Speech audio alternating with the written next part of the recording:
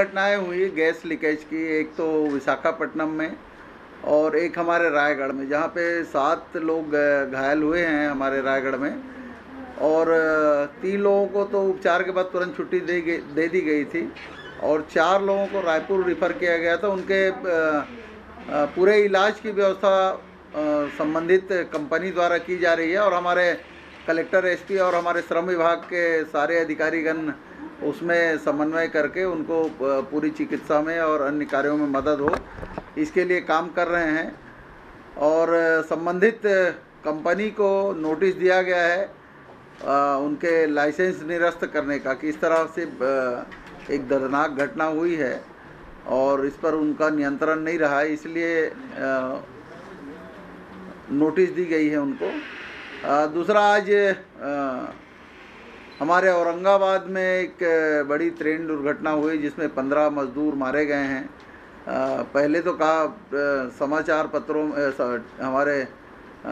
Electronic media में समाचार आया कि छत्तीसगढ़ के मजदूर हैं, लेकिन हमने जानकारी करवाया तो पता चला कि वो हमारे छत्तीसगढ़ के नहीं हैं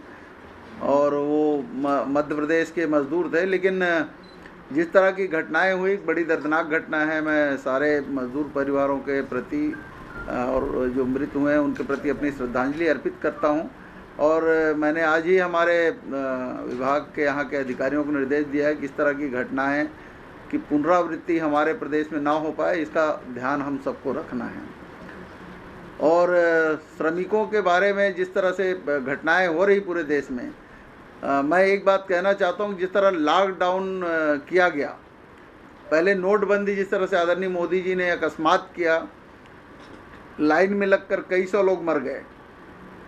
उसी तरह जो लॉकडाउन किया गया, 22 तारीख को जनता कर्फ्यू लागू किया गया, उसके बाद लॉकडाउन अकस्मात कर दिया गया, जिससे पूरे देश की सारी गतिविधियां थम गई। अगर लॉकडाउन के संबंध में लोगों को आने जाने की छूट तो दी ही गई थी, उसी तरह से जो अन्य प्रदेश में जो लोग फंसे हुए हैं, जो मजदूर फंसे हुए हैं, उन लोगों को छूट दी जाती तो आज जिस तरह की परेशानियां सारे प्रदेशों को हो रही है, कोई ट्रेन में मजदूरों को लाने की बात कर रहा है, कोई जिस तरह विदेशों से प्लेन से लोगों को लाया जा रहा है, तो इस तरह की घटनाएं हमारे देश में नहीं होती। और आज पूरे प्रदेश के लोग जो अन्य प्रदेशों में फंसे हैं मजदूर,